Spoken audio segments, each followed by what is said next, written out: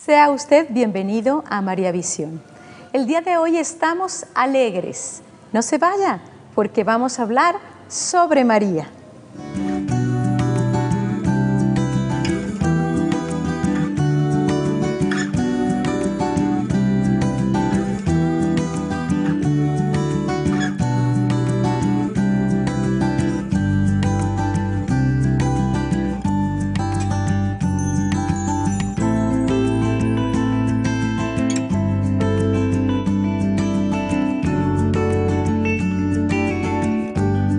La Virgen del Pilar y la Virgen de Guadalupe, dos misterios enormes y maravillosos para la cristiandad.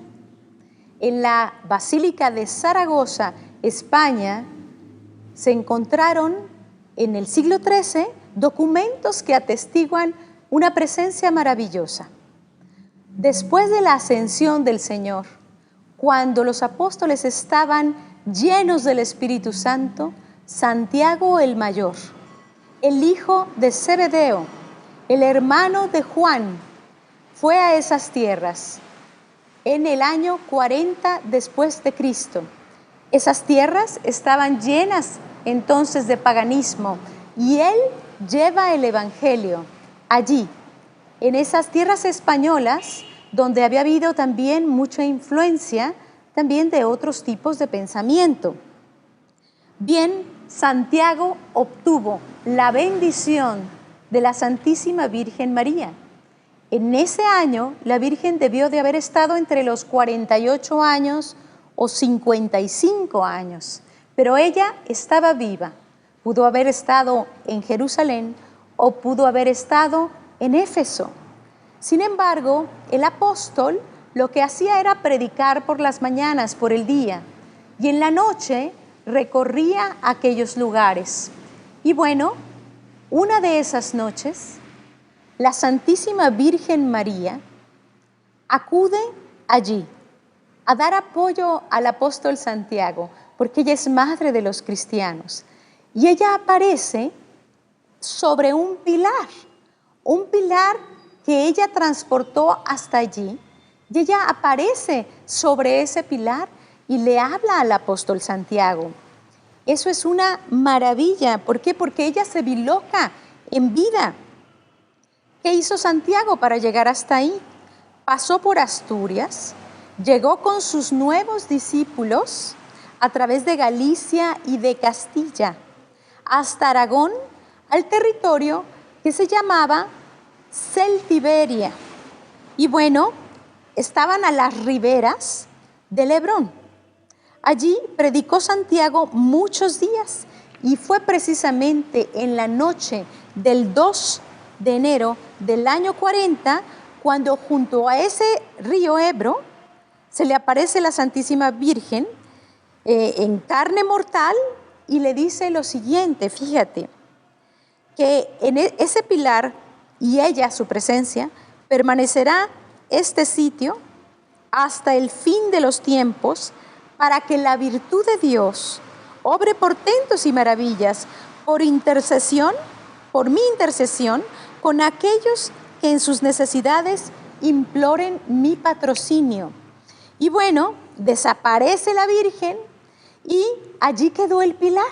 Ella deja esta columna allí y el apóstol Santiago y otros 8 testigos del prodigio comienzan inmediatamente a edificar un templo en aquel sitio. Y bueno, se pone en marcha la obra con mucha rapidez. Inclusive el apóstol Santiago ordena a un presbítero de sus discípulos para el servicio de ese templo, que sería el primer templo mariano de la cristiandad y que le dio el nombre de Santa María del Pilar. Bueno, muchos historiadores e investigadores se han dado cuenta que hay vestigios que comprueban este hecho, uno de los cuales es el testimonio del famoso sarcófago de Santa Engracia, que tiene labrado en ese sarcófago, bueno, a la Virgen del Pilar. Y fíjate que es del siglo IV de nuestra era. También Hacia el año 835, un monje, San Germán de París, también él,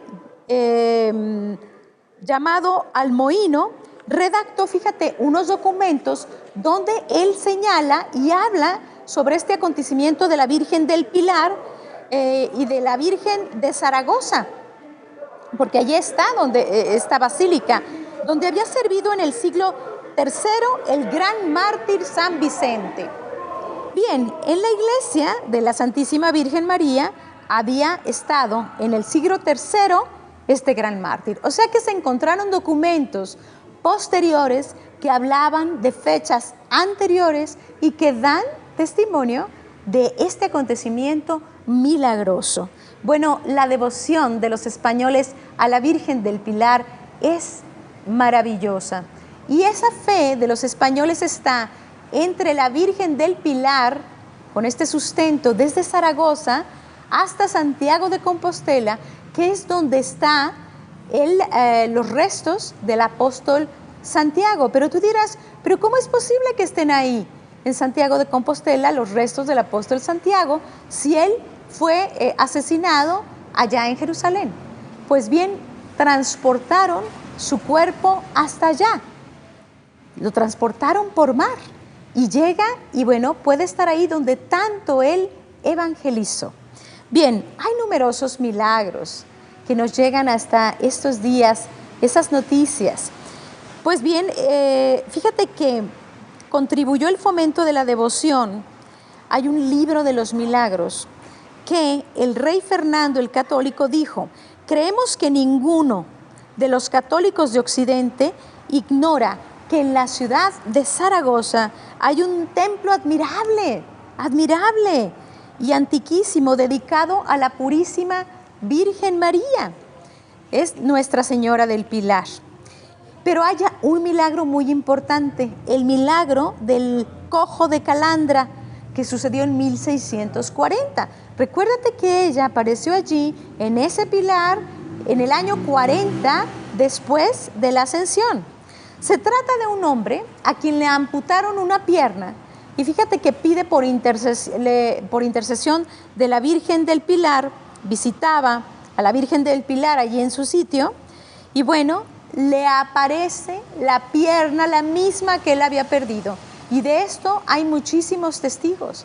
Entonces es muy conocido este milagro del cojo de Calandra. El Papa Clemente XII señaló la fecha del 12 de octubre para esta festividad de la Virgen del Pilar.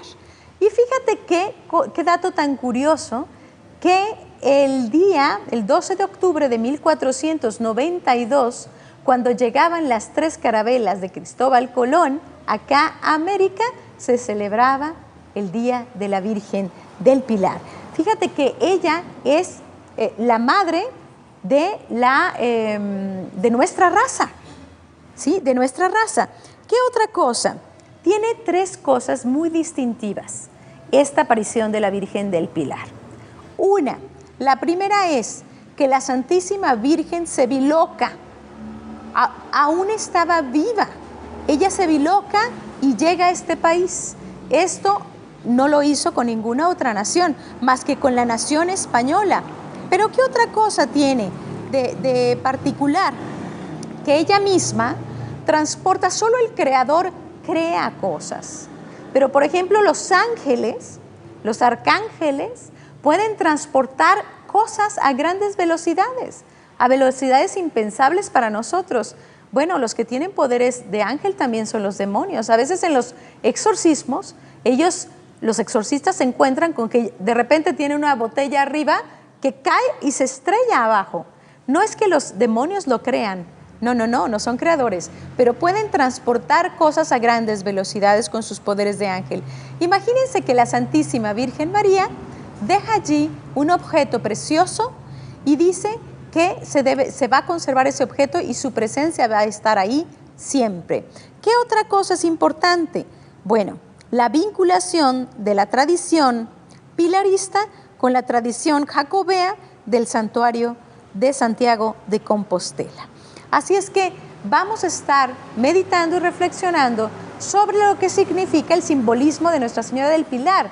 ese pilar que deja allí y en torno al cual se hace una capilla y después se hace una gran basílica. Pero fíjate lo que significa. La columna es símbolo del conducto que une el cielo con la tierra.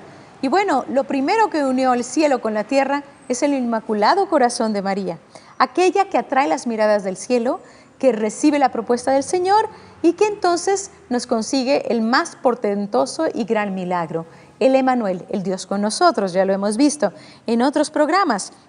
Pero fíjate qué hermoso, es la manifestación de la potencia de Dios en el hombre y la potencia del hombre bajo la influencia de Dios. Es soporte de lo sagrado, soporte de la vida cotidiana de María. ¿Quién es María? María es la puerta del cielo y también es prefigura, es la escala de Jacob, prefigura de María, porque a través de María podemos ascender al cielo con su intercesión, con tener esa enseñanza sobre ella. Las columnas garantizan la solidez de un edificio, efectivamente, y recuérdate que San Juan Bosco tiene un sueño precioso y en ese sueño ve que hay un barco, que es la iglesia que se sostiene a través de la Eucaristía y de María. Así es que estamos hablando de Nuestra Señora del Pilar, aquí en Panagia, en María Visión, Luz Católica.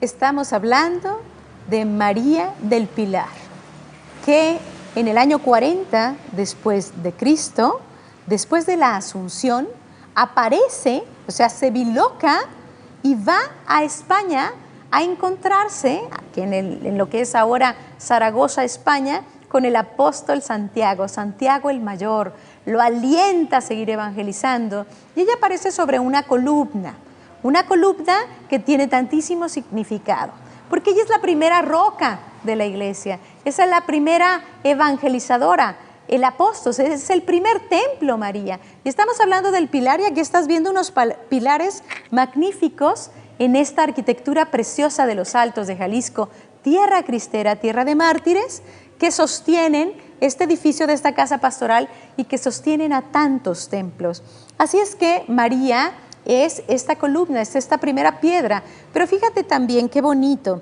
Dice aquí, recordemos en el Éxodo 13, 21, 22, que una columna de fuego por la noche acompañaba al pueblo de Israel, peregrino en el desierto, dirigiendo su itinerario.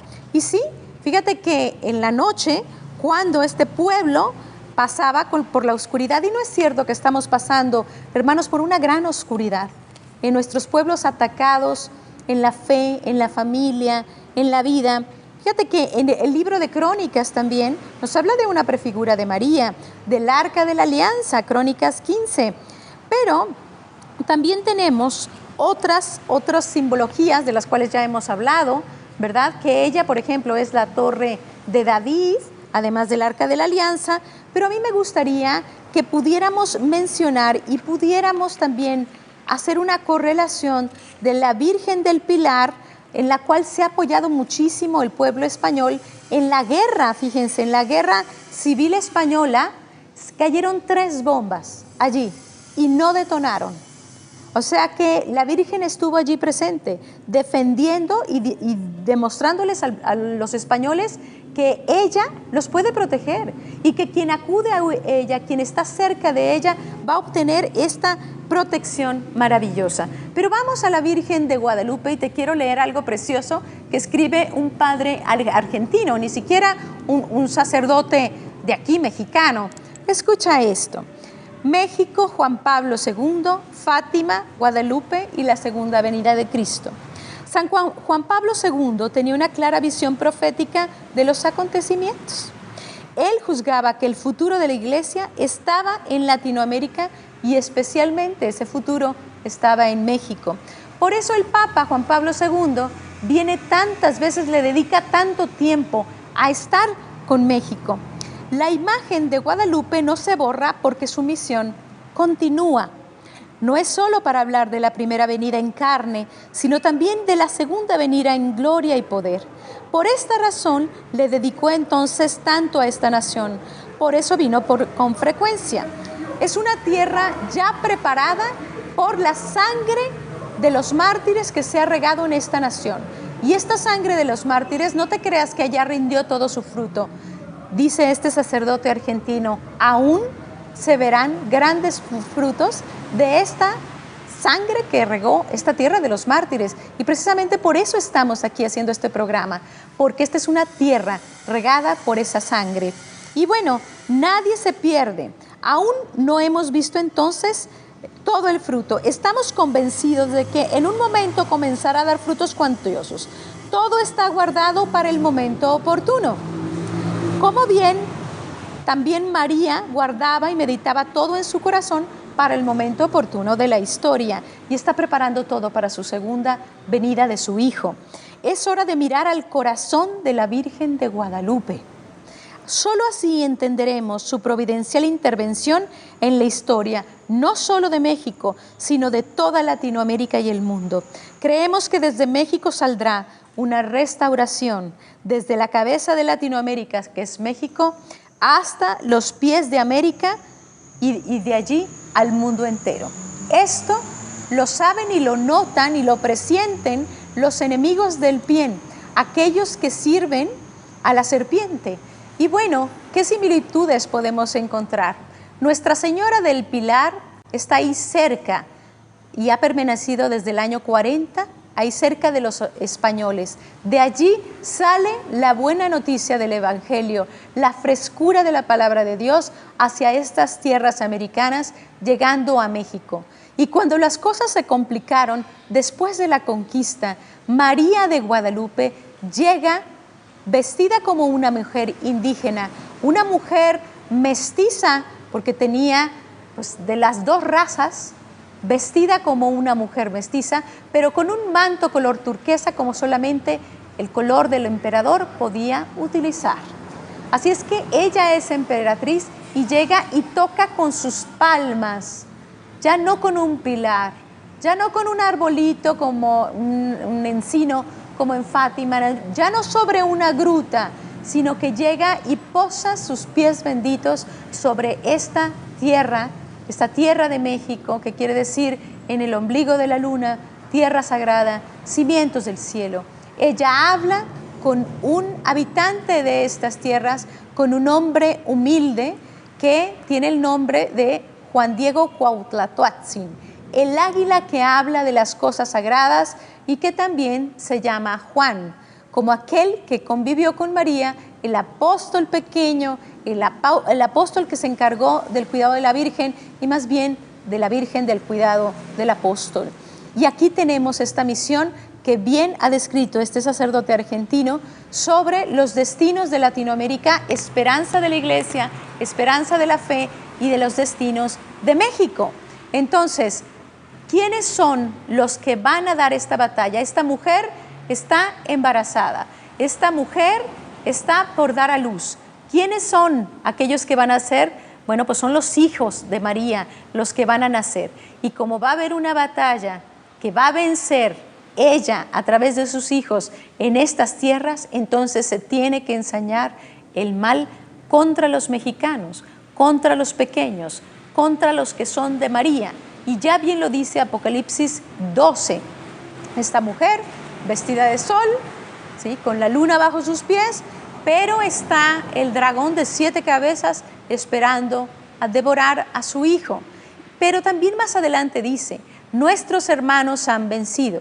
¿Quiénes son nuestros hermanos? Aquellos que han dado testimonio con su palabra en estas tierras, aquí donde estoy yo, sentada en esta pequeña población de San Miguel el Alto.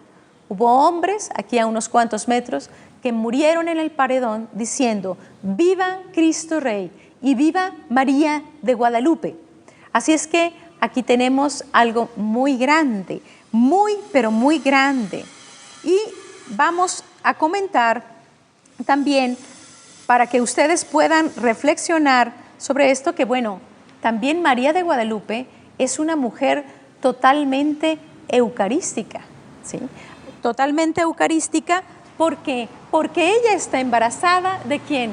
Del pan de la vida, ¿sí? Allí está en su vientre, pero ella tiene las manos juntas. Debemos de pensar muy frecuentemente en el corazón inmaculado de la Virgen. Recientemente el Papa Francisco visitó México y estuvo allí en el Tepeyac. ¿Y qué es lo que dijo?